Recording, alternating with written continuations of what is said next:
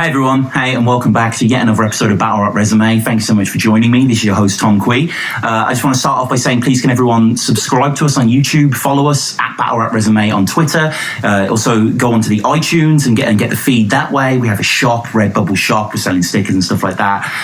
The email, battleresume@gmail.com, all these things you've heard a million times before, I'm sure, but I appreciate if you're a new listener, if you're an old listener, maybe it's finally got through to your head, at Battle Rap Resume, all those good things. So anyway, my guest today is someone that, a huge figure in the scene and someone that has accomplished an incredible amount. Someone that was in both 2-on-2 tournaments and did well in both. Someone who won the Times Change tournament, went over to King of the Dot. Someone who battled Tony for the chain. Chris Leese. Chris, what's up, man? What's popping? Chris, one of the reasons that I wanted to get you involved, not just a fan of yours, but because, it's fair to say that you've been in Don't Flop a long time, right? Yeah, man, I think it was, it was the first Don't Flop North event. It might have even been the fucking first battle, actually. Shit.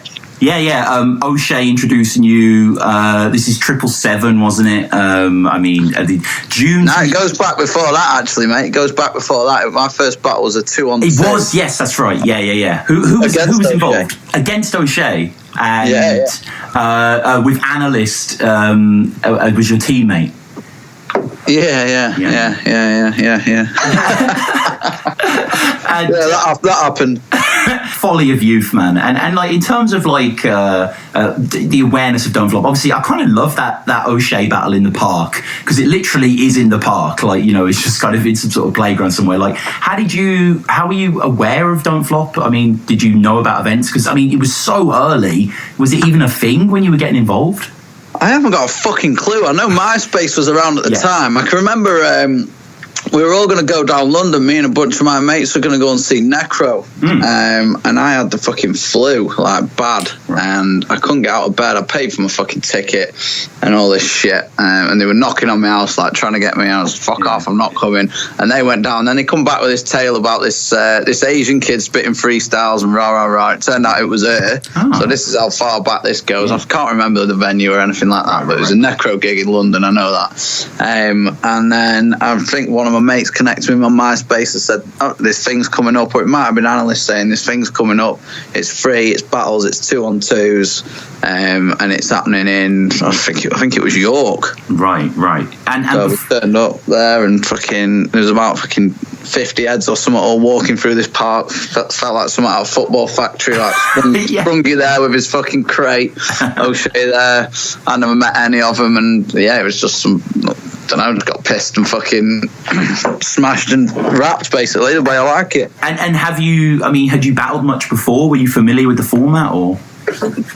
Well, yeah, I had done jump off shit, battle scars shit, UK takeover award. Oh, right. So I'd done it a bit before. I always loved to freestyle and piss around, but it was mainly just a getting pissed thing. Right. But yeah, I took it quite serious, quite competitive with it, but I'd never been there. I'm from a bit of an older time where it was, I didn't really follow that much of it, but if you wrote your shit, I thought you were gay. I thought you were fucking wank. Right. We turned up at this park, and obviously I had, no fucking bars whatsoever. We'd been told who we were battling. I didn't even check them out. I just thought, it's cheating, whatever. I'll just fucking make it up off the head. And that definitely comes through and comes across in the video because it's wank. But it was. Yeah, I've a fair bit of experience, but as I say, it was all freestyle up until that day, and then I seen a few people were blatantly fucking spitting writtens, which I didn't particularly like, but I still appreciated. And then, I carried on going into Don't Flop. Yeah, so with the tryout, obviously you had the doubles battle before, but your first single battle against 777. I got the absurdest sounds. I don't even fucking understand the verb or noun that's coming out of your dirty mouth. How did this come out? Was it kind of did you get a taste for it and you were like, oh, kind of O'Shea sprung you, this is kind of a thing, or was it? How did it come about? I don't know, mate. Again, it's fucking blurry, right? Done a lot of a lot of substances since then. Right. But Yeah, again, I imagine it was her setting it up. I can't remember if this was before or after he tried to get me to fucking battle Sprungy, because you watch some of my older battles, everyone's always like saying, "Oh, you ducked Sprungy," and I fucking obviously I didn't. I just didn't want to do it. But Treble 7 was actually at the same time on the same label as I was, Init Records, and believe it or not, he come for a fry up at my mum and dad's house before we. Before we went to, I can't remember, it was Liverpool, and went and done the battle. And I'm assuming Ur just arranged it all via MySpace still. I'm pretty sure this was before Facebook had taken off that much. Yeah. I think you're right. I mean, this is like 2008, 2009. So, we get into his first round. I mean, he starts off by saying that he thinks you jacked his style. We get a sort of Chris Leese, because you borrowed it, kind of, I mean, it's not awful. It's kind of, it's a different time in Don't Flop, isn't it? Like, when you look at the surroundings, it's like a blokey pub. Like if you compare it to, say, a Sunburn, it's just crazy to see how far it's kind of came through. But I think it was a shithole, yeah. And I think it's interesting because, I wasn't aware that you had the jump off experience before. I kind of looking online and stuff. But, I mean, you are really confident and able, and you get really ramped up as well. And do you remember what your first line is, your opening gambit on Don't Flop? No, I'm trying to think. I remember ripping him for being 30. Yes, you do. Yeah, you just say that he's 30 and start laughing, and everyone just laughs with you. It's great. Well, that was hilarious a few years ago. Now it's becoming a bit of a closer reality, so I don't find it quite as funny. But no, you say you say that this guy is a gay fraud. In his spare time, he gets raped in his jaw. Okay, yeah, that sounds about right. It's kind of you have to remember, at this point in time, there was a lot of all-nighters and a lot of drink going in. I remember, before battles, not through nerves, but literally through alcohol and staying up so much, just shaking and shit. Right. And then when your adrenaline kicks in, you're just like, I don't know. At some points, I can't even move. I'm surprised I could rap, mate. Never mind. This is. We're just going to breeze over this trial quickly. But you say he looks like a white version of Styler. Who is Styler? I didn't know who that was. Don't know who Styler is. No. Styler's from Poisonous Poets. He was in the group with Tony D. Yeah, and Doc Brown. And do you mention him when you go in your whole sort of Tony D Poisonous Poets thing in the? I buzz off Styler. He's definitely got one of the top 10 albums in the UK. I think Treading Water. Crossed paths with him a few times. Proper sound guy, but I just thought on the morning when I seen him, I was like, fucking hell, you look like a white version of Styler. So. Yeah, obviously noted it down. No, and talking comparisons, Chris, I've been watching a lot of your battles in the past few days, so, I was aware of what you looked like before, but I've kind of been watching you through the years. He says you look like, and I can't see this, he says you look like a shorter version of Steven Gerrard. Oh, Steven Gerrard's pretty chiseled. He is a pretty handsome guy, right? But I'll take that one, mate. I'm happy with that. And then, obviously, take this pretty cleanly, and from there, it seems like you were solidified within the Don't Flop roster. You were battling a lot in 2009. You got into the doubles tournament. Was this something that you were really loving? You really, did you feel that it was building, or? Yeah, I think so, man. I just, like I said before, I'm quite competitive with it, and I do like. Especially used to any form of competition where I knew there was a competition as an end goal. Then I was keen for jumping in stuff. Single battles, they interest me more now than they did because I'm not quite as competitive as I used to be. But yeah, I felt it building up. I don't know. Used to just similar now. He doesn't hit me up for every event because he knows I won't do it, but he'll feed me matchups that he thinks I'll like, and I guess that's what was happening then. But again, I didn't even enter the doubles tournament. Originally, I think Disciple was doing it with someone else, and then he said, "Do you want to do it?" Because so and so's pulled out, or we've got a spot. I think we got a fucking buy for the first round, or something, because someone turned up, or some shit like that. And I just thought I'd do it. And then talking of competitiveness and tournaments, you end up winning the Times Change tournament. against him. So I mean, beating him was that always the prize on the table at the end of the Times Change? You go overseas. Was that is that what you had your eyes on? Obviously I wanted to do that. Like, I used to watch King of the Dot, and I fucking hated most American battlers, any foreign battlers. I thought they're no way as good as the English. I'm not that interested. But obviously, as soon as that prize was potentially on the table after winning the first round against Matter, I thought, oh fucking hell, I could win it. A few people were saying that you're my favourite and all this shit. So I always had my eyes on that. Beating him, no, I didn't fucking know who him was. Like, I didn't follow the south side of the tournament. Like, I've never rated him in my life. The prize was mainly, apart from the King of the Dot thing, was just having it on the CV, mate. Just having it on the battle rap resume. And then, I mean, going over to King of the Dot is just ridiculous at any point in your career, but like, especially then, like, the events even had more mystique. Now, I mean, we just had the World Dom 6, I think, and it was a little bit of a wash on a bit of accounts, but World Dom 3 was like this giant event. It must have been so exciting to be going over there. Definitions there, Saurus is there, it's crazy. Most of you won't know me. Hello, I'm Chris Leese. I come from England, fish and chips and sipping tea. Footy drunks, crumpets, missing teeth, and Mr. Bean. I came to battle a sick MC and ended up with...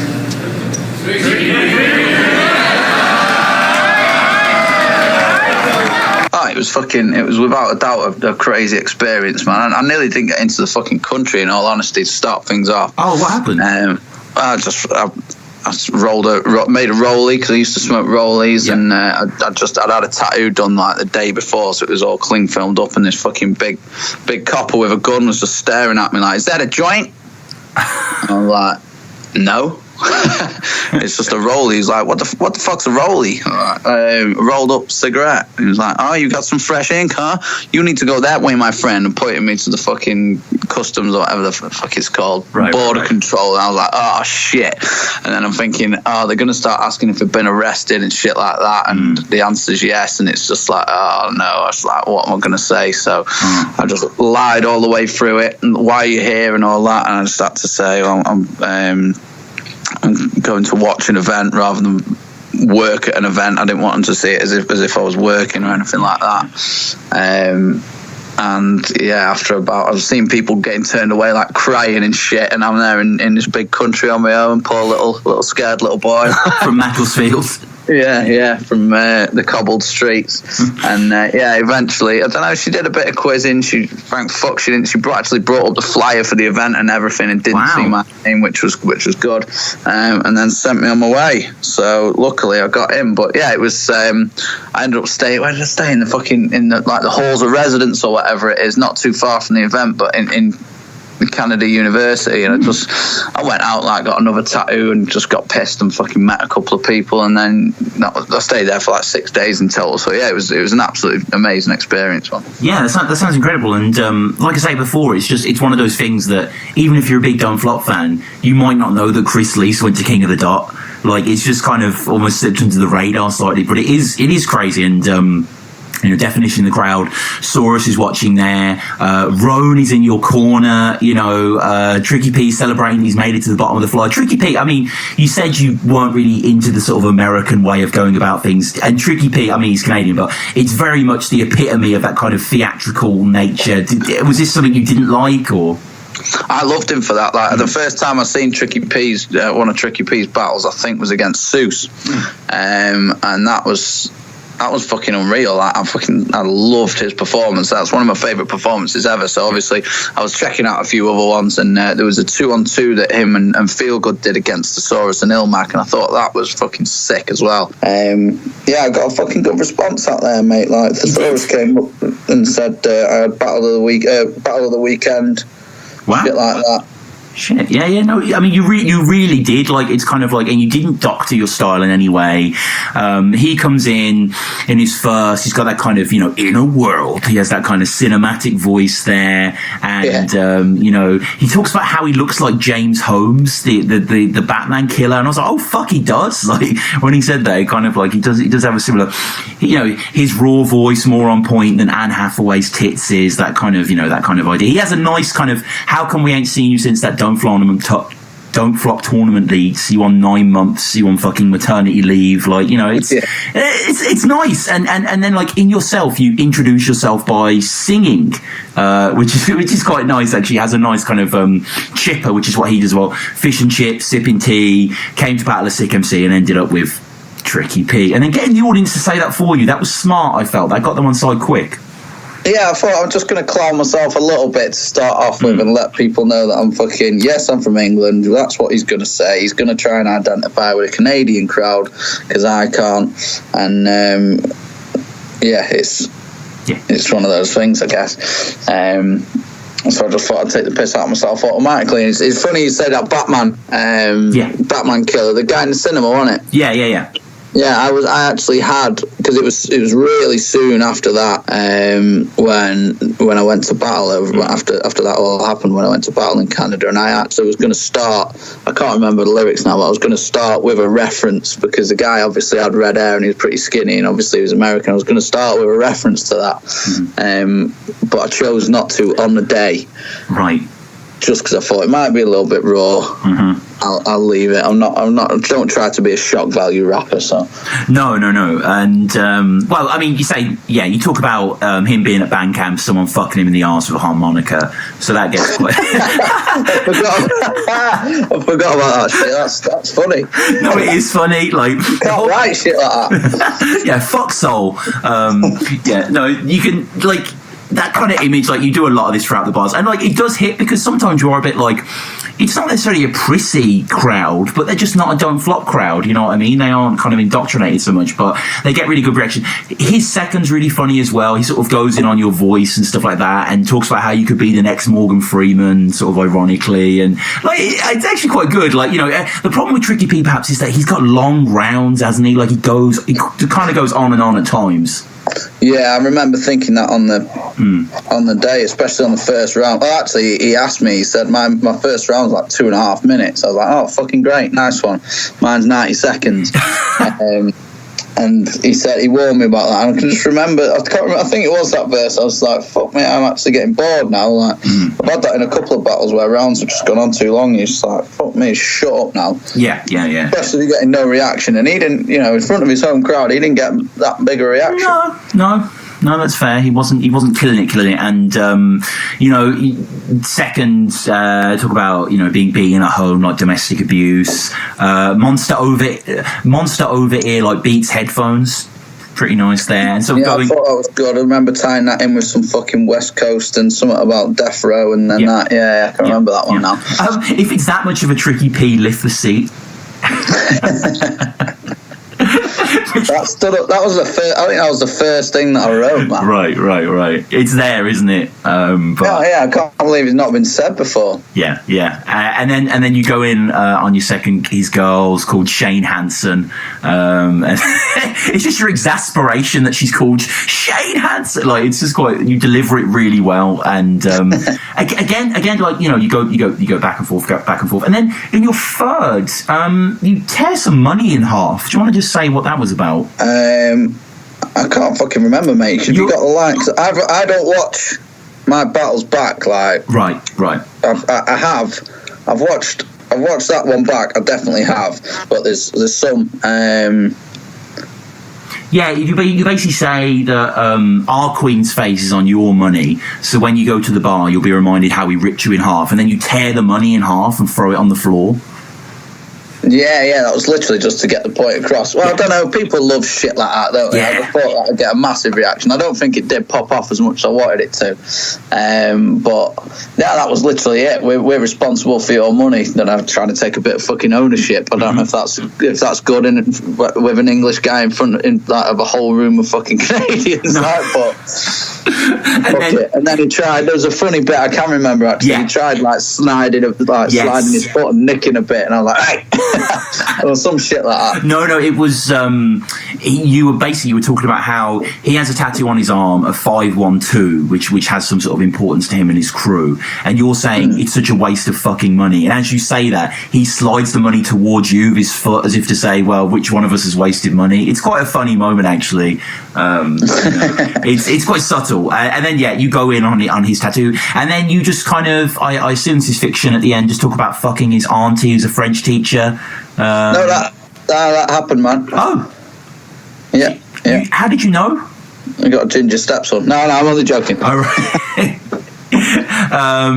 Hit it Froggy style. She got a face full of French dressing. It's you get the unanimous decision when you win. It's you must have felt great to go over there and get such a big scalp.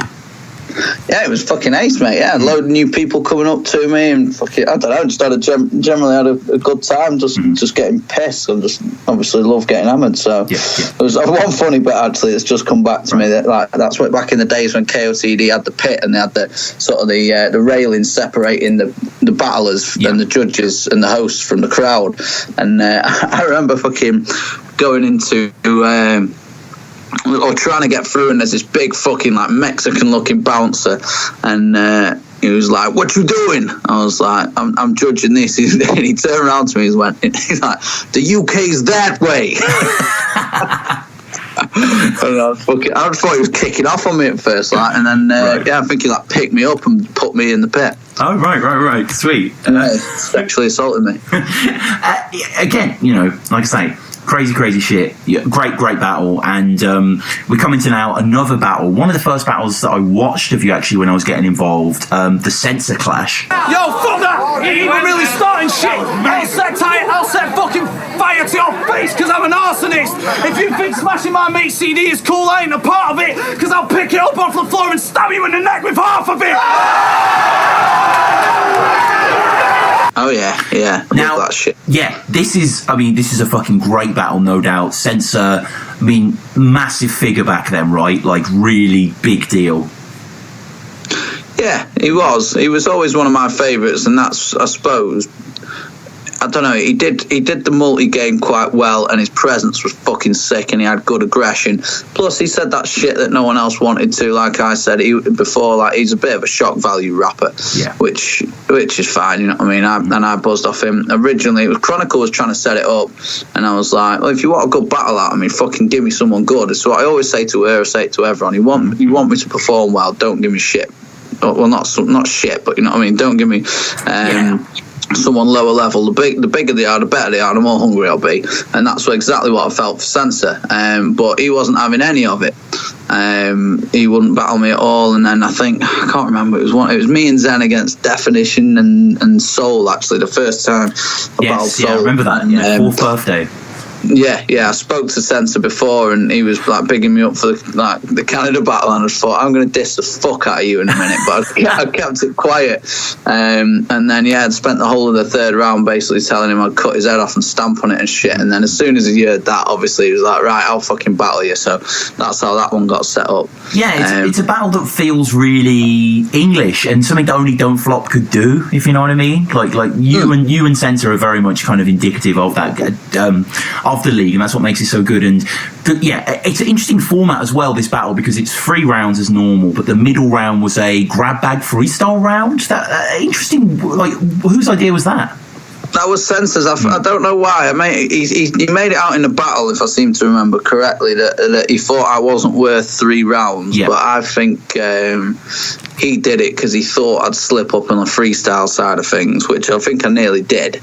But you know, it's me and freestyles, especially after beer, or even without beer. Like fucking, I never professed to be that good at freestyling, so it could go either way, and it nearly did. But then I remember, he smashed that CD, didn't he? Yeah, he did, and his first is very, very strong, sort of coming out, and he's always dominant. It's like a pack of cards, no matter which way you look. I'm the number on top. Fucking Your Mother, I'll have grease running everywhere like cinema in the 70s. Yeah, so nice. It's quite nice, yeah. And then I don't know why there'd be any grease involved. My mum's quite a clean person. Yeah, so I know what you mean. Yeah, it's kind of like, you'd almost suggest he's bringing grease to the table as well. Like, and then his hoodie was a bit dirty, to be fair. So I can only assume he is talking about himself in that round.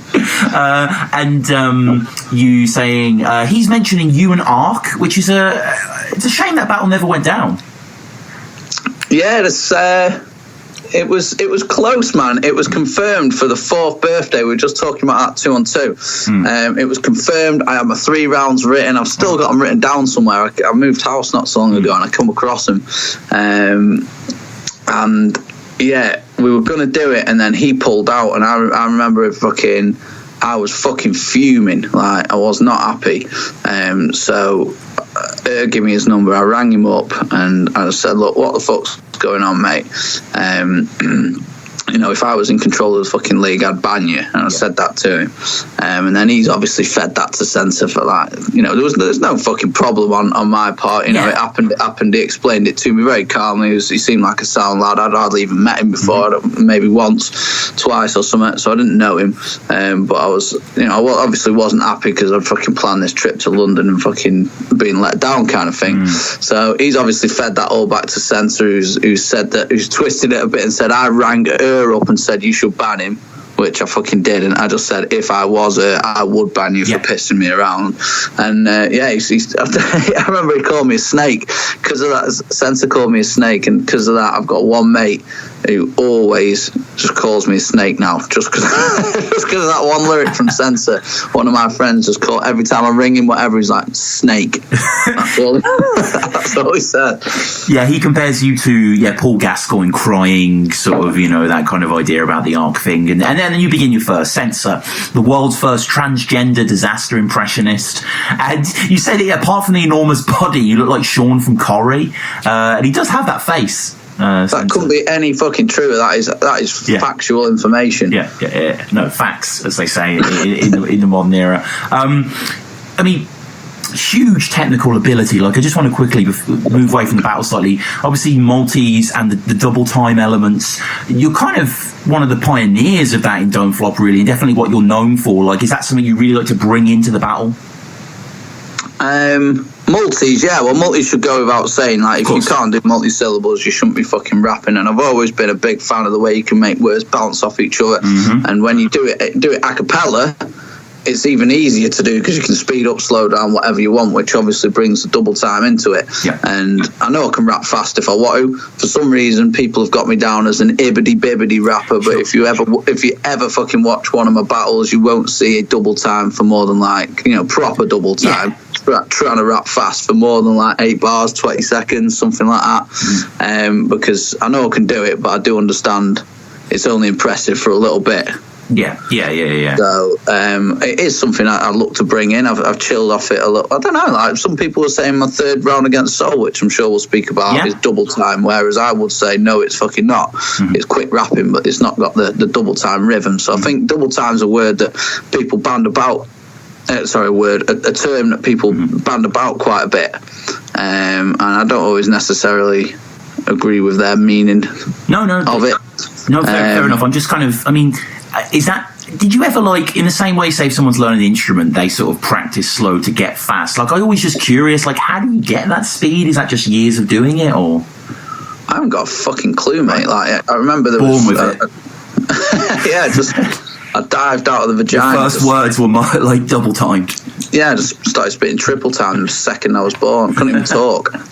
I don't know, mate. It's one of them. Like, obviously made tunes for fucking years now, and I can remember thinking on one of them, like, I'm just going to throw in, I've heard fucking Jay-Z do it or something like that, I'm just going to throw in 3 bars or 2 bars of double time and see if it works, and slip of the tongue, or, you know, whatever, just throwing a little bit in, or just some shit like that. And then I thought, fucking hell, doesn't sound too bad actually. And then I've done a couple of fully double time tracks and built it from there. And I don't know, it's just easier to do a cappella. I think you can reach any speed you want when you do a cappella.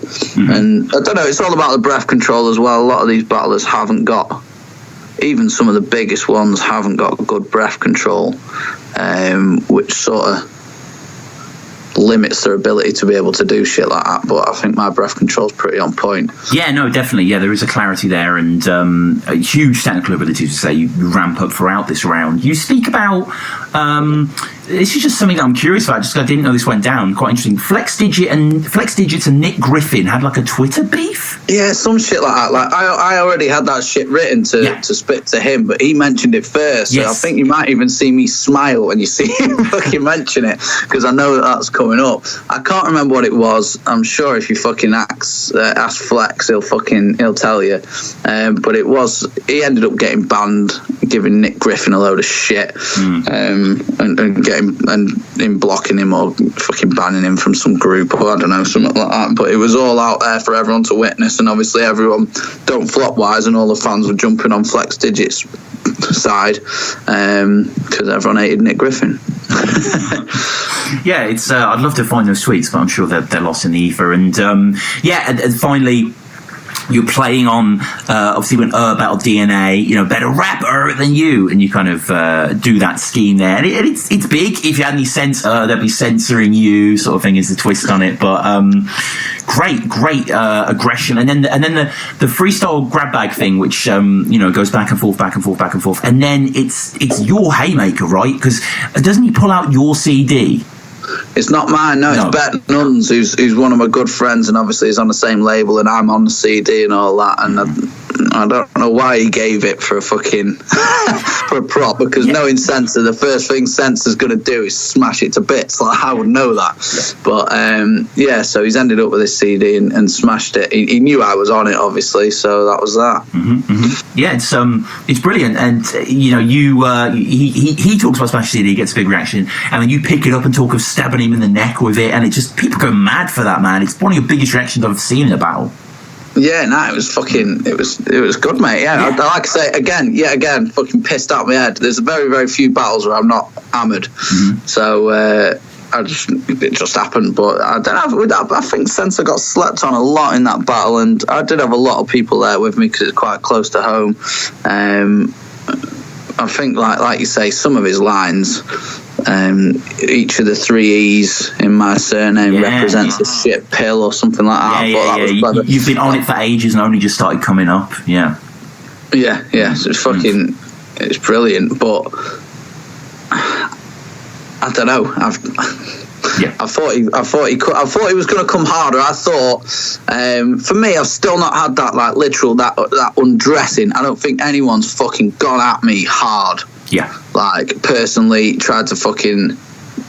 I thought Sensa would be the guy to fucking try and hurt me inside, you know what I mean? He's got that reputation for that, and I was prepared for that. I was ready. I thought, whatever he says isn't going to fucking faze me, whatever. And he didn't. So I'm still waiting for that. Yeah, I mean, Tony's another one that I thought would be a bit more aggressive in that regard. But, we'll get onto that. And at the end, he's kind of Sensa saying, get the fuck back to the middle tiers kind of thing as he ends the thing. You talk about, you're so slick, you could sell whips to a slave, dick to a victim of rape. Like, like that hits hard. That is a pretty like on the knuckle bar, but it's like a strong bar. And you talk about how apparently Sensa had said that he'd been playing 5-a-side, and then you sort of point out his size, and you're like, yeah, with 4 guys online, like. So it's a kind of your offensive, out offensive you kind of thing, and in the end, really, the battle concludes. And looking back on this one, are you proud of this clash? It's quite a big one. I was at the time. Like, this is, I don't know. I thought it was. I think I suppose you're always constantly evolving, and you think you would handle shit differently. There's a bit of that battle that's cut out, which is me dropping Sensa's kids' names. Like, I never fucking. I'd never do that against anyone else. I used to think Sensa was a right cunt, like, for some of the shit that he said. So I thought, you know what? When I battle him, he's fucking having it, because I don't agree with dissing dead relatives, mate. I would never do that shit, and I don't agree with bringing kids' names into it either. So I thought, right, you're having it back. And I remember saying, like, I'll string all these kids together and make a human centipede or something like that. Right. But he asked me.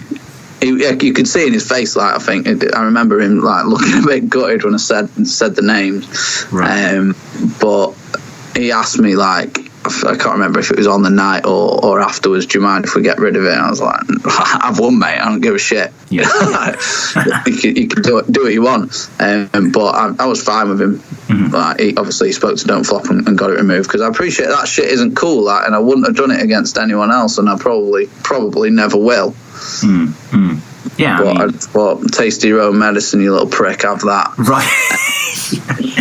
No, but, he was sounding like, this isn't like to bad mouth him. He was a nice lad at the end, like, but until we finished the battle, I fucking hate you, kind of thing. Yeah, so. Yeah, of course, you've got to be like that, haven't you? Like, and so we move on to the second 2-on-2 tournament you were part of.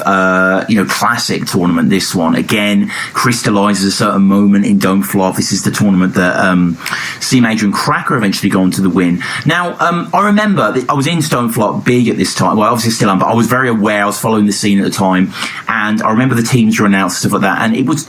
Most people were thinking, "Oh, Unan and Leese will win this." Did you feel that? Did you feel that? Like, I should say, firstly, you and Unan, how did that union happen? I can't remember, mate. Like, he was. I think I spoke to a couple of people. Like, I spoke to Euphorical about doing it. Oh, that would have been good. Yeah, he's dope as fuck. Yeah, I buzz off him. He's proper sound, nice lad, and he's sick. And I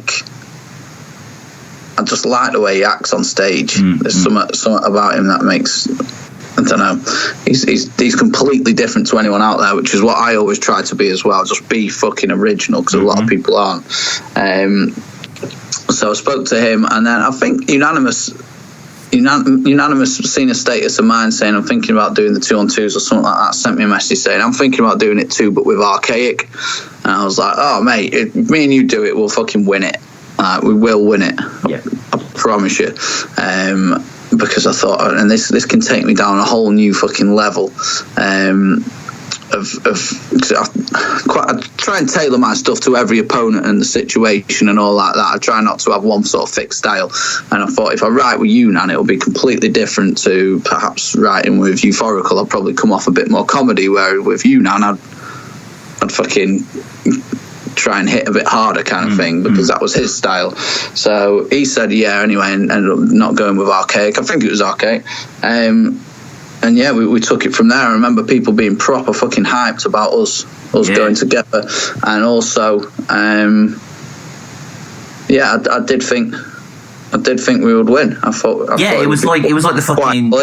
Yeah. I did as well, and it was like the Avengers or some shit. It was just like the two big like Goliaths of the league, like battling together, and obviously we'll quickly breeze through the CallumBOOM thing.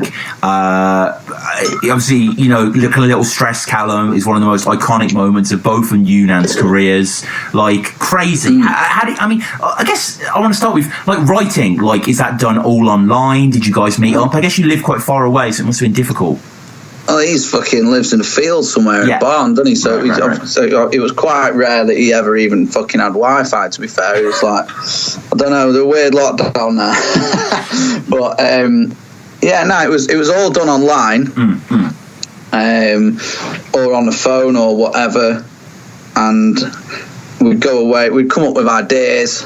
I don't know, the way I write is I'll just brainstorm ideas, like what's going to fucking work, how can I hit these guys or this guy or whatever it is, and then I'll almost like a spider diagram, but without fucking drawing one out, like start making a list of what different ways I can attack them and what's going to work well and what sort of angle we're going to take the whole thing from, and then we go away, come back, and and piece it all together. Some of the shit we did write together, like line for line, we would write that together generally. He should be thanking me, because some of his best reactions in them 3 2-on-2s, including the DNA and Charlie Clips one, were written by me. Not completely, he's tailored them a bit, but I fucking give him the ideas, give him the punchlines. But one good thing about writing with Unan, he did something. It taught me, not he taught me, it taught me writing with him. To really, really focus, because I don't think he's got massive punchlines, Unan, but it's his presence that really fucking carries him. But it's the way he builds up to that last line every single time. It's almost like he could be saying anything and it'd still sound good because of the fucking venom he's got in his voice and his presence. So it kind of taught me that thing, like build shit up a little bit more. And that was, don't know, maybe something I've been lacking. I think that had helped me improve slightly. Yeah, and obviously clear victory there, no problem. And when the matchups were announced for this event, round 2, I think it was Set the Standard Mathhofer event, when Shotty Mathhofer battled. I watched this battle today, Chris, and I still think you guys won. We did one, mate. Like, Bamalam and Cystic, like, just some fucking mumbling messes. Seriously, like, some of the shit was good. Don't get me wrong, and they played it a lot smarter than we should have known they were going to play it like that. And I still, to this day, think that was fucking daft on our part to think that we could leave it until as late in the battle as we did to reveal that Bamalam was a snitch. Because one, it wasn't a massive thing, so he wasn't going to be ashamed of saying it. So if it had been me, it would have been the first thing out my mouth. I would have admitted to whatever I've done, and right, let's fucking carry on. So yeah, I thought we fucking bullied him. Like, I don't think there's many people that can match me and Unan's sort of aggression and presence, and I don't think them two can at all. No. Yes, they were slightly cleverer. He fucked up on a load of freestyles, and he well, not a proper choke, but we knew our shit. Like to the syllable, to the breath. We knew what we were doing. It was fucking orchestrated. It was rehearsed. It was well known, and I think that that speaks for itself. Somebody's a fucking cheat. Somebody spent 50 quid. Somebody's a fucking thief. Somebody on stage got something up their fucking sleeve. Somebody's been giving information out to other teams.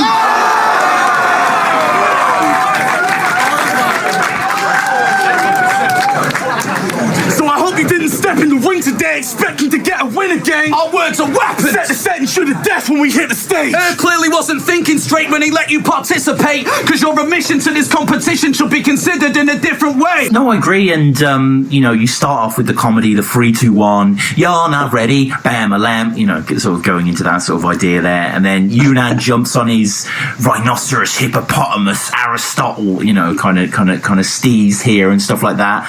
But it's undeniable. Like, I think, I've had both Cracker and C Major on past episodes, and we've spoken about the final, and they absolutely body Bamalam and Cystic. It's ridiculous. And they just don't have presence, do they? Like, for supposedly 2 guys in a crew, and they have like tattoos of it. Like, their chemistry's not there. It's just, they've got tattoos of each other. No, they've got. They got. His Bam's got a massive back piece of Cystic. I think they were both in a crew, Divine Rights, and they both have like the crew. So I mean, I know that doesn't mean much, but you know what I'm saying. Like, they're blood brothers to a certain extent, but they just don't kind of. And like, when you really get into Cystic's face, when you're sort of like, fucking entertainer, like, it's crazy. Well, that's kind of what I feel about both. Like, I hadn't even heard of Cystic until we did that. Like, right. I'm very ignorant when it comes to battles, and I don't fucking watch many. And as the days, months, years go on, that's getting less and less. So, but I watched his battles, obviously leading up to this, and the same with Bamalam. And I just think it's a bit like monitor. Everyone's got their own style, you know what I mean? I think some people are going to say that me and Unan would be far too much in people's faces, which is probably true. Like, looking back now, I do rap differently to that again, but I feel a lot of rapping, battle rapping, is nowhere near as entertaining as it should be. I'd rather see a man pull his pants down than just stand there going. You know what I mean? Yeah, no, totally. And Unan has some pretty funny, just sort of, I mean, maybe he wrote this as well, but talking about how Cystic looks like a podgy miniature Forrest Whitaker if he bleached his skin with vinegar. Yeah, fucking great. It's true as well. Yeah, no, it is true. Actually, his flesh sags worse than Harry Redknapp, which is quite good. And then, you know, they sort of come in and, you know, talking about how, you know, Fraser wrote some bars and stuff like that, and he cuts to a young Frankie Fraser, like looking quite uncomfortable and unwilling. They talk about you being in the last tournament and stuff like that, and then they talk about you demanding money for trains for video blogs. That sounds fair to me. Like, I don't think that sounds that unreasonable. To be honest, yeah, everyone had to do some sort of video blog, and I didn't demand any fucking money for that. Said, I'll pay if you can come down and do it. And I was like, you sure? Do you not want me to film it on a phone or something? And he's like, no, come down. So I did. So I don't know. Again, in that one, I remember thinking, like, you're using your staff position a little bit as an unfair advantage here. Yeah, and it's a shame. I mean, obviously, you know, you guys do lose in the end, and it is a real shame. But the biggest shame is that there are certain teams that I wish you would have faced. I wish you guys would have went against Dialect and Zen. Like, that's still, you know, that's still something. You know what I mean? Be keen on doing, but obviously recent situations, I believe Unan's been a bit of a mouthy twat online. Some things, you know, the way you rap changes, but the way you act on social media doesn't. But no, I love Unan, man. He nicked a pair of my fucking jeans from a hotel room in Leeds. But apart from that, what, really? yeah. I'm pretty sure he stole some jeans from me. He definitely nicked them. They're good jeans as well, mate. Oh, that sucks, man. Sorry, bro. And I can't believe he's fucking fit in them either. That's fucking that's even harder to believe. And then at the end, this was when Don't Flop will go. You know, these doubles battles were like a fucking hour long because they were judging at the end as well. It was ridiculous. Like, it was just too long, and they learned their lesson quite quickly and kind of cut it down. But it's pretty cool. They go through all the different people, and one of the people is Flex Digits. I assume you don't remember this. You've probably seen this. I watch this today. Flex Digits is in Cambodia. And it's like, it's him just in the middle of some street, just giving his verdict on Bamalam, Cystic, Unan, Chris Leese. It's great. It's really weird to see. I can't remember, mate. Yeah. Well, no, I mean, it's that, you know, he's been traveling the world. We had him on recently, so yeah, that was really cool to see. And I mean, how did you feel after this? Because I mean, you must have been a bit kind of robbed almost, like. I felt fucking bitter for years. I've contemplated suicide, all sorts. No, I don't know. It fucked me off, same as the Tony battle did. It fucked me off. I think we were slightly unfairly treated, but you know, it is what it is. I'm not the type to fucking moan on social media about it or whatever. We crack on. We got a bigger battle off the fucking back of it anyway. Even, you know, we got the day that the doubles final happened. Them two teams were facing each other, and me and Unan battled DNA and Charlie Clip. So, you know, aside from the $5,000 or whatever it is that, $3,000, $3,000, that was it, yeah, that would have got spent very, very quickly, probably all in that one evening. You know, whatever. I'd love to have that title though, and I'd love it at one point to battle fucking Shuffle T and Marlowe for the title. I would love to do that, or just Shuffle T on his own. You know what I mean? I think that would be a cracking battle. Chris Leese versus Shuffle T. There's no way it wouldn't be a great battle. I think that would be everyone hilarious. would love that battle if that got announced for an event. That's just, exactly. That would be hilarious. And maybe even a 2-on-2 as well. I mean, is Unan the only guy you partner up with? Because I'm guessing Euphorical has no interest. So I don't know. Well, obviously can't partner up with Unan anymore. No. I don't know who I think will make a good partner for me. Bobby Rex. Bobby Rex is pretty good. He's a little bit too similar to me in many respects. I think like he can go hard, but he does funny shit. Yeah, and I don't know. I'd like someone who's different to me. Sure. But Bobby Rex. Talk about Bobby Rex. Yeah, he's a sound guy. He's fucking hilarious. He's what the scene needs at the moment. Someone like him. Oh yeah, he's completely fucking different. Again, someone completely different to. And it's his accent as well, you know what I mean? It just makes him sound even harder. You know, he looks hard when he's on camera anyway, but his accent makes him sound harder. So and he's just he's believable as well. So he'll be one to watch, right? He's fucking best new battler I've seen in time. Oh, totally. Yeah, absolutely agree. Yeah, he's insane. So, not soon after, you're in the wings to the title. You know, Tony was meant to battle Shotty, but that didn't go down. So then you're put in the place. Like, was this something you were raring for? You mentioned before you're a competitive guy. Like, this is a huge opportunity. You ain't poisonous. That's pathetic. If you're poisonous, then I'm the antiseptic to the damaged flesh of the man infected or the anesthetic I'm injected by the paramedic. The title, yes. Yeah. Battling Tony, no, I wasn't. I did want to battle Tony. There was always that talk that me and him would have met in the Times Change final if he hadn't fucked up to him, because that's what it should have been. But I break it down in the battle. I remember these are. You know, the concept of my round and my thought process was, if Shotty had just fucking battled Tony, everything would have been good, because I'd love no more than to battle Shotty Horror. That would be my fucking ultimate battle. I think that would be a fucking great battle, hilarious, and it'd be bar heavy as well. You know what I mean? Because he's very, very good at fucking entertaining people. Shotty is, regardless of whether it be bars or humour or whatever. But my thought process was, if Tony had battled Shotty, then Shotty would have won, and I would have got to fucking take the title off Shotty if I beat him, kind of thing. So yeah, raring for the title, of course I was. Still would be, like, you know, I fucking terrorised Soul, so it should be mine anyway, because I think I beat Tony as well. But whatever, not bitter at all. No, of course. It was something I was fucking very, very interested in. Yeah. And like you say, Shotty, the ghost of Shotty hangs over this entire battle. He gets mentioned pretty much every round. And yeah, you're gutted that Shotty isn't happening because you want to battle him and you feel that he would beat Tony. And I mean, yeah, that would be incredible. The drop tea on the floor like a clumsy housewife. This has been mentioned quite a lot since, like, that bar. Kind of maybe kind of curious writing there. Anything else to say on that bar? Or? Not the best bar, maybe.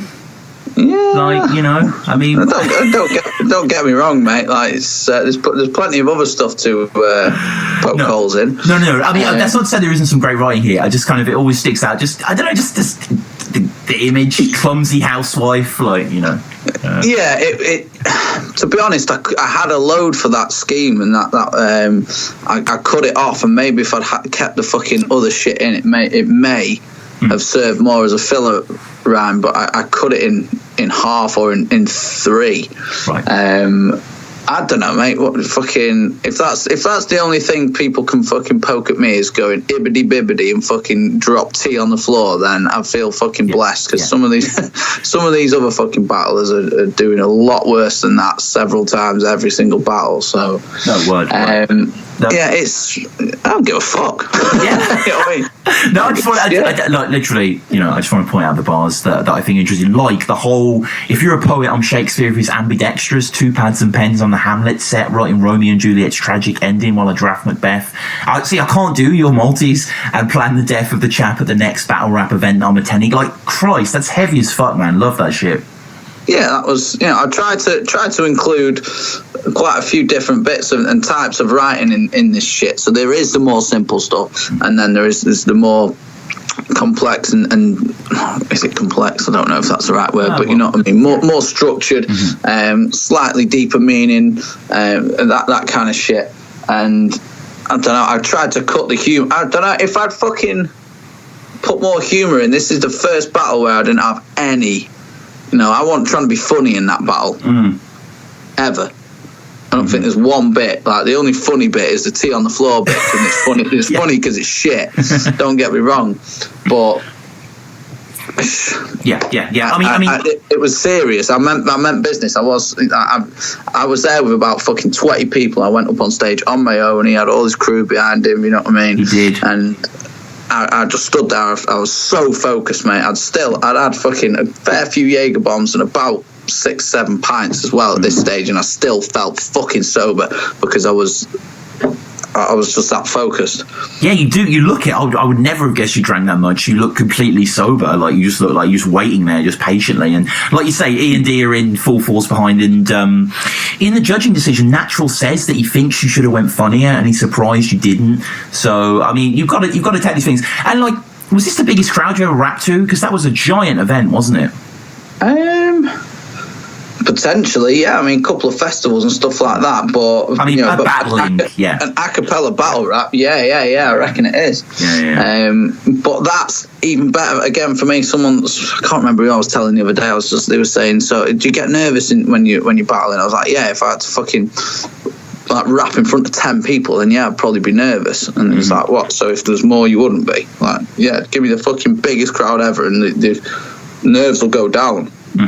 I find it easier to rap in front of more people. I act even more of a dick and more people there. And when the decision comes through, obviously it's 6-1. Very interesting that Soul is the one that gives it to you, which obviously you mentioned in the Expo. Because he knows what he's on about. Yeah, of course. I think, yeah. In my opinion, it's difficult to say. I might have you winning it. I definitely think that Tony isn't his best in the first 2 rounds. His writing's just kind of bland.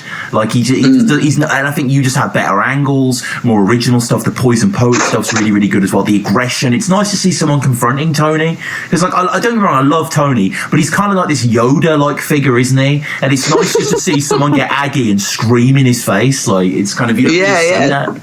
Definitely, yeah, definitely. So, which is kind of like, whereas the O'Shea Tony one was a bit more light-hearted. This one feels a bit more. I mean, he says like it's warring that's commencing, which is I never really like that line that he does. He does have a killer third. Like I can't deny his third round is absolutely brilliant, but it's hard to say these decisions. Like I probably do think you did win it, and with that in mind.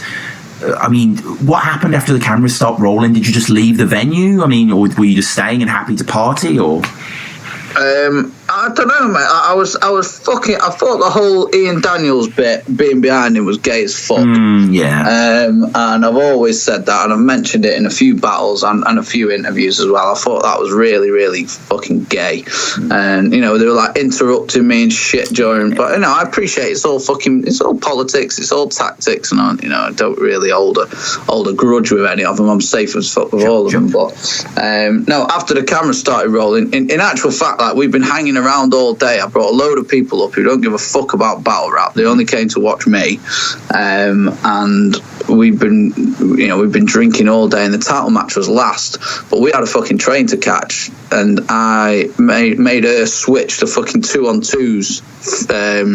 Shuffle T was battling Dialect and Zen. I can't remember. It was Cracker and C Major, yeah. Because I was there actually. I should say I did see this battle live. So I do remember that. Yeah, that was the final battle of the night. Me and Tony was meant to be last, but I made her switch it round because we had to go. Yeah. So I slapped hands with a few people, and then we fucking legged it. And some people didn't even get on the train who I was with. And I don't know if it was the last train or it was the one that we were booked on. I can't remember, but me and Tony bet 100 quid on this battle, and I didn't pay him, so I got back. I woke up the next morning or got back into Macclesfield with an extra 100 quid in my pocket. And I was like, oh shit. And that's where this whole fucking little beef with Bamalam, that's what I think he's a bit of a dick for. He was like trying to give me shit online about running out the venue because I was with the money because I was scared, when I'd already fucking asked Tony for his bank details and fucking sent it to him, because I owed him the money. I even though I think I won, I didn't win, did I? No, lost. No. So I sent him the money, and that's where all that shit came from. You hear me mention Bamalam in the fucking in the Unanimous battle 1-on-1. Oh yeah, interesting. Yeah, and so we push forward. It seems like, Chris, I mean, is it fair to say that after the kind of Tony battle, you kind of get like a sort of warmer reception from Dope Flop, like kind of people are kind of like, you seem to be doing matches that people are really enjoying, like the Double L match, the Unam match. You're kind of picking your games, aren't you? You're an old hand at this point. I don't know. No, I think that started increasing during the 2-on-2 shit with Yunan. Right. Yeah. Before the Tony battle, and I also adopted a bit of a different attitude. You know what I mean? Before all that, in times change, I hate to see it now. Like, it actually pains me to see people interrupting and being a fucking knobhead during other people's rounds. Yeah. But that's just what I was pissed so much more back in them days than I ever am in battles now, and that's just the way I acted. So I'd adopted a whole new approach to battling, and I actually thought, it was battling him that made me see, like, because he interrupted me just as much as I interrupted him, but I was the one that got remembered for fucking interrupting anyone. So. Yeah, at this point, I don't know. I kind of started. The whole thing was like a build up to the title. I knew it was going to come, that I'd get this shot, and it would be against fucking Shotty or Tony. So obviously, that's what my whole mind was focused on, just taking that fucking title. And then it didn't happen. So I just thought, I just wasn't arsed. Like, I nearly didn't do the Yunnan match. We had to talk about a bit of money for that one and stuff like that, because I wasn't, even though I called him out on stage during the Tony battle, I wasn't that arsed about doing it. Double L again, wasn't that bothered. I like matchups with some sort of purpose to them. And for me, having just lost the title, the Yunnan battle didn't really have one. Double L didn't have one. I can't remember who I battled after that. But the next person that had one for me was probably the next battle you're going to mention, which is Soul. Yeah. You battled because he was the title holder. You obviously, this is his first match afterwards, and this is not a comeback for you, but this is the revival event, first revival event. And instead of the word little, you guys say we. So if you did a little piss on a Nintendo, you'd say you did a wee on a Wii. I never thought I'd rap the words we on a Wii. You ain't Scottish, you're an eager Frenchman trying to agree. Great headliner. Like, did Soul just excite you as an opponent regardless of the title match, or was it the fact that he was a title holder that made it for you? I don't fucking know. No. I haven't got a clue. I mean, he's right. He's someone you enjoy, or his pen. Yeah, I've always thought about Soul. I've said this for years. Well, things have changed recently, but his pen game is the strongest. You know what I mean? It is. It's undeniable. No one can write with him. Yeah. No, it's. But his performance always let him down, I felt. No. I mean, and at this point, do you think that he's made gains in your eyes, or is it still the performance? Yeah, massively. By the time we battled, in all honesty, I don't think he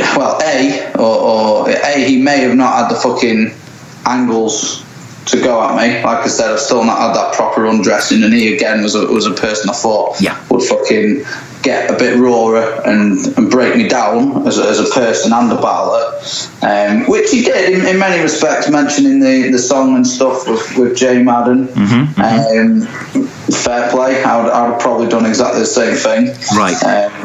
But or B, he didn't give me the time that he would a title match, because if you look at the C major performance and the Raptor performance either side, that C major performance that Soul gives is, I think, like, undeniably one of the best UK performances ever. That was fucking. I was getting a tattoo the other day, so I was lying still for like fucking 6 hours or whatever it was, and the guy knew that I rapped on Don't Flop, so he whacked a load of battles on, and that fucking Soul C major came on. I was watched it about 3 or 4 times, which is very, very rare for me to do that with a battle, and it was giving me goosebumps still then.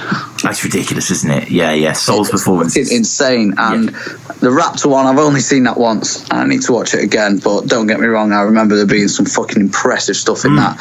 If you compare those two performances to his performance against me, either he didn't put the effort in, or he ain't got the angles.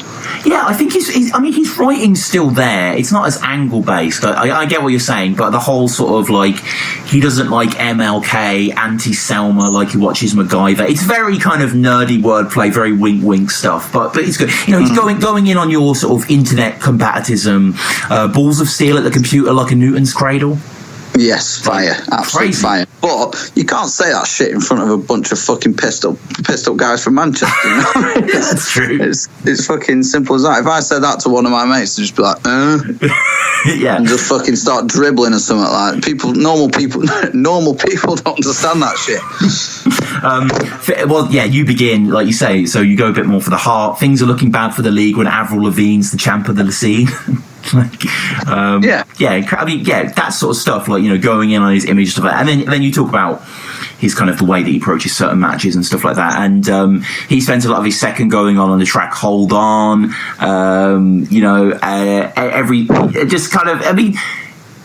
the whole George Lucas thinks you're type player, thumbs up bar looks like Darth Vader's lightsaber, which is quite a sort of the extent of the red pushing out. It's pretty fucking dope. But yeah, I agree. Soul's got to kind of know his audience maybe a little bit better, and some of the stuff is slept on, and, you know, it's kind of building to big punches and then literally crickets. It's kind of hard to watch at times on his part. Yeah, I know what you mean. It was a fucking... I don't know. I thought he'd hit me. You know, that's one of the. I'm still looking for that battle. Yeah. I've said this 3 or 4 times. No. I hope someone's listening. Like, oh, did he get Shuffle? Yeah. Shuffle T will be the one. Yeah. You know, the 2 people I'm looking at focusing on would be UK anyway. It would be Raptor and Shuffle T. I think they're the best. The matchups with the best potential for me, like it'll probably end up being fucking next year now, won't it? Because I've got something confirmed for the birthday anyway. But do you? Oh, yeah. Very, very loosely. But you know, when sends you that group message between you and the other battler, you know it's nearly. I've not felt that in recent years. That doesn't fucking happen very often. So right. That's cool, man. That's really cool. So and in the second. Hilarious reaction to this second, the whole Scottish stereotypes thing, favourite song by Muckhammer, and the whole wee stuff. I mean, that is very silly, but it's huge. Oh yeah, it's fucking, again, like, this is completely different to that drop T on the floor shit. In terms of, yes, it's wank, but it is funny. The drop T on the floor wasn't meant to be funny at any point. That was meant as a serious line, right? And people didn't like it, and that's fine, because I agree it's not very good. Yeah. The wee, if you think that's a shit line, then you don't get it. No, you don't understand the purpose or the intent behind it, because it's not meant to be some sort of well structured fucking bar. It's a joke. I probably wrote it in 35 seconds, you know what I mean, whatever. Yeah. Eager Frenchman trying to agree is kind of the end of it as well. Is really, really funny. Bet you can't name one song by Notorious Big, but knows exactly what happens on page 746 of Lord of the Rings. I'm happy with that one. Yeah, Rolf Haggis gets slept on. I thought that did, yeah. I forgot about that shit. I liked Rolf Haggis quite a lot. And then your third round is kind of like, you know, your URL, grow man bars to an extent kind of thing. You know, a serious attack going on Soul's upbringing, going on the ideas of referendum. The crossing the flag looks like the one in the nose box. Like, dumb little cretin, don't even have the guts to defend it, referring to the title. Like, you know, you want someone to go at you. You were going at Soul. Like, not a lot of people have gone at him like this. It was great to see. Yeah, well, I noticed, I didn't see any of it, but I noticed a lot of people talking about him having depression and shit like that. And, right. You know, fucking hell, who in UK hip-hop or in battling hasn't got some sort of, you know, slight mental issue going on? Everyone's got it. A lot of these fucking rappers have got, like, serious fucking social issues, I think. And that was... Just a little pop at that, because I didn't see any of the tweets or any shit like that. I just heard other people mention it, so I thought I'll just touch on his depression, because from the battles I've seen of his, yes, he probably did. He grew up in quite a rough area and whatever it might be. But I don't know, just something to throw in, and then his fucking upbringing and stuff like that. Obviously, it was all bollocks. Yeah, but I mean, it works. throw it in. Yeah, and it's just my perception of him growing up in some fucking shitty little grey area in Scotland, and he couldn't get any friends, so he got bullied, turned to reading Lord of the Rings, and I don't know. The rest is history. Yeah, but respect to Soul, man. No, of course. I mean, yeah, incredible writer, great guy as well. We had a great episode, but yeah, shout to Soul every time. So we'll wrap up, Chris, with a few quick fire questions. The first one being, do you have a favourite Don't Flop battle? Favourite Don't Flop battle? Yeah. I don't know. Favourite, if you go back in the day, it'd be English versus Scissors in fucking Brighton. I wasn't there, but I watched it, and that was hilarious. That was years ago, mate. No, that's fair. That's interesting. And King of Not the best. No, but I mean, like, it's just whatever you can think of more than your favourite, I suppose. Anyone off the top of your head, just like, oh, that's a good one, like, you know. Tough question, but tough. Yeah.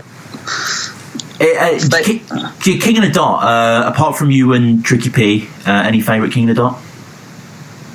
One of my favourite battles ever is a King of the Dot one.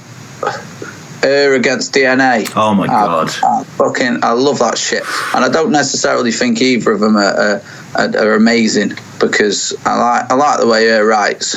Don't get me wrong. Yeah. DNA I think is pretty shit, but his presence, like his writing's pretty shit, but his presence is amazing. Yeah. And he, I'm assuming he's never shot a gun in his life, but he does come across a little bit gangster, so whatever.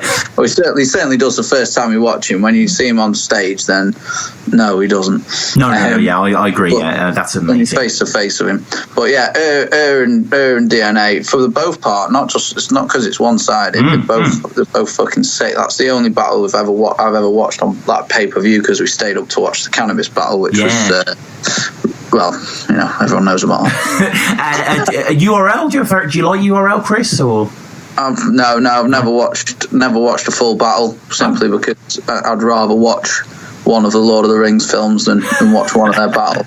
The Lord of the Rings trilogy, I should say. Right. But no, I don't like gun bars, to be honest. They don't excite me. I've seen a couple of URL battlers that I enjoy, like Charlie Clips is all right, but no, I'll stay away from it, mate. I ain't got time for that shit. Yeah, no, of course. And final two questions. First one, favourite film? Do you have a favourite film, Chris? Favourite film? Donnie Darko, American History X, fucking Superbad. So it's very different films, but across every genre. No. I like Changeling as well. Changeling's fucking ill. Angelina Jolie. Yeah, that's a good movie. Yeah, really good. That is a really good film. And finally, favourite band or musical artists that are in no way hip hop related? I haven't got a fucking clue. Trying to think who I've been listening to. I wouldn't say they're my favourite. Beatles, Arctic Monkeys. Yeah. Fuck knows. Yeah. You've got me so focused on battling, the thought of any drums, bass, or any other instruments is just fucking out the window. Like, we're having an a cappella night. Like, I'm in the studio now. My mate's just turned up to do some choruses, but he's just gonna have to do them without a beat. Right. Nice. Finally, how do people get in contact? Music, Twitter. How do they find you, man? chrisleese.co.uk, or Twitter is at Chrissy Lees, Instagram's at Chrissy Lees, Facebook's the same. But yeah, if you want to speak to me or book me or fucking give me some money or buy any of my CDs or whatever, sleep with my wife, then just go to chrislees.co.uk. Everything's on there. It's a nice and polished website for you. All right, terrific, man. Well, thank you so much. And yeah, definitely watch these battles. Check out Chris Leese and Unan versus Clips and DNA as well. That's a pretty interesting one. You versus Unan as well. I liked you versus O'Shea on No Beef. That's kind of slept on. That was a pretty good one. Again, like, the decision was fucking horrific. Like, you definitely won that, yeah. I got two written messages off two of the judges saying, "I'm sorry, we voted the wrong way." Like, I won't name who, but I actually got messages a few days after the battle was released saying, "I'm really sorry, I've rewatched it." But and O'Shea said it and all, but whatever. Yeah, exactly. And yeah, I think it was slept on. It was funny. That battle was everything it needed to be. Yeah, I think shame it didn't happen on Don't Flop, I guess. Well, it did try and one staff member did try and poach it for Don't Flop. Not one of the main staff members, right. But obviously certain things are in place. I don't agree with doing that to people. So no, of course. Well, don't get me wrong. Yeah, an extra 100,000 views wouldn't have gone amiss. Of course. But yeah, check out O'Shea, Chris Leese. Check out all those battles. Chris, thanks so much, man. It's been great. Nice one, Tom. Good to speak to you, mate. Thanks for having me on, bro. Everybody hates Chris. Everybody hates Chris Leese, 'cause he's an absolute wanker. Everybody hates Chris. Everybody hates Chris Leese, 'cause he's an absolute wanker. Well, that's the true fact. I'm an absolute twat. When I ran a few cans, my attitude's bad. Pissy at the party, sniffing Charlie. So I fucking does wired like Kanye. I smoke crack just in case you didn't know that. Smothering Prozac with bottles of cognac. It's me, Chris Leese, wiping dick cheese on your bird's titties. And anyone who wanna challenge this will be having sicker flashbacks than Catholic kids on acid trips. A hyperactive prick, I need to calm down. All I do is dart round, making fart sounds. Far out, the loudest voice in the crowd. I can't front, I'm probably annoying you now, but I'm not Chris Evans, Miles or Brown. I'm the most hated boy in the town. Everybody hates Chris. Everybody hates Chris Leese, 'cause he's an absolute wanker.